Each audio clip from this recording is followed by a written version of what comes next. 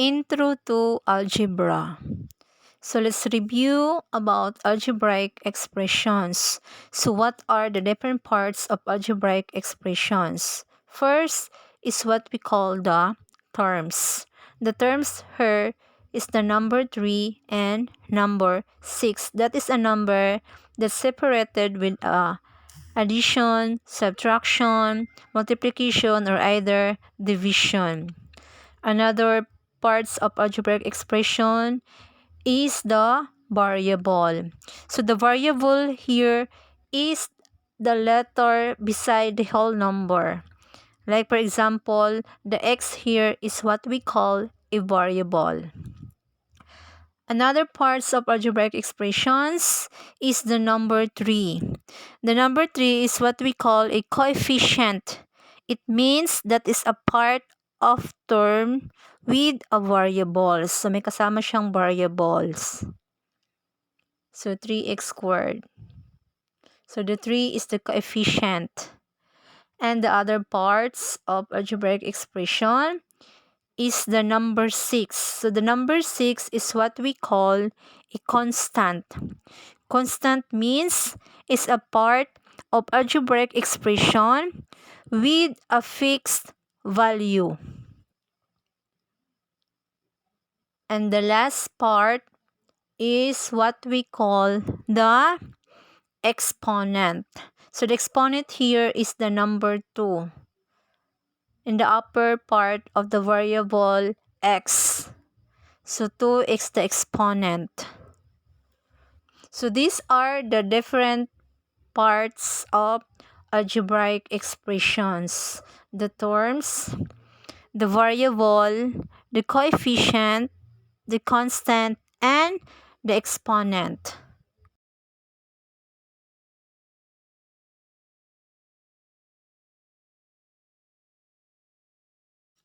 So this time, let's talk about types of algebraic expressions. So we have monomial, binomial, trinomial, and polynomial. If we say monomial, it only have one term.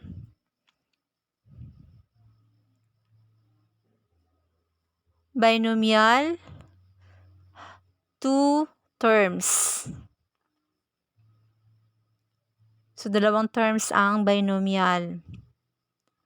And the trinomial, it has 3 terms.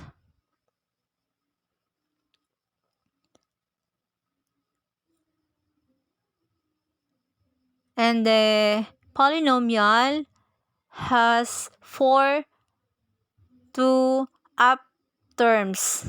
So, more than 4 to 5 terms. That is polynomials. So I will give you example of these types of algebraic expressions. So let's start with a monomial. Example of monomial. So only one term. So example, 2x squared. So only one term. The term here is 2x squared. The 2 is only one term. And another example is negative 3abc. Kahit marami pa yung variables, only one term pa rin yan. And another example is number 20. So 2x squared, negative 3abc, and 20. So that is an example of monomial. So let's proceed to binomial. So I will give you another example of binomial. So x plus y, that is an example of binomial. If we see binomial, we have two terms. The x separated by addition and the y. So x and y is the two terms here. Is another example, negative 4x plus 2 and 10a plus 5. So two terms, the x and the y, that is the two terms here, separated by addition. And negative 4x and 2 separated by addition also. Then 10a plus 5. So that is the two terms here. And let's proceed to trinomial. So if we say trinomial, we have three terms. Example, x plus y minus z. So the terms here is the x, y, and z that's separated with addition and subtraction. Another example, 2x squared y squared minus 5x y plus 8. So let's count how many terms. 1 is the x, number 2 the y, and number 3 terms z.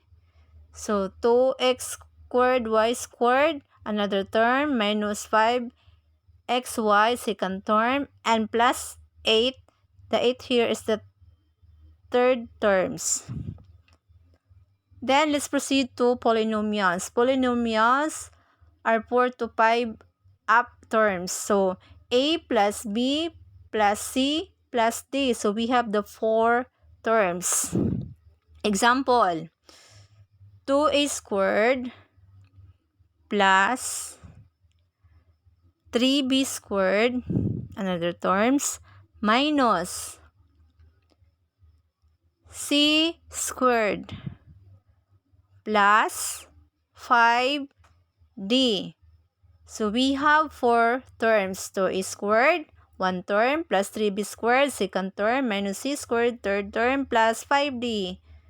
So we have 4 terms. So that is example of polynomials.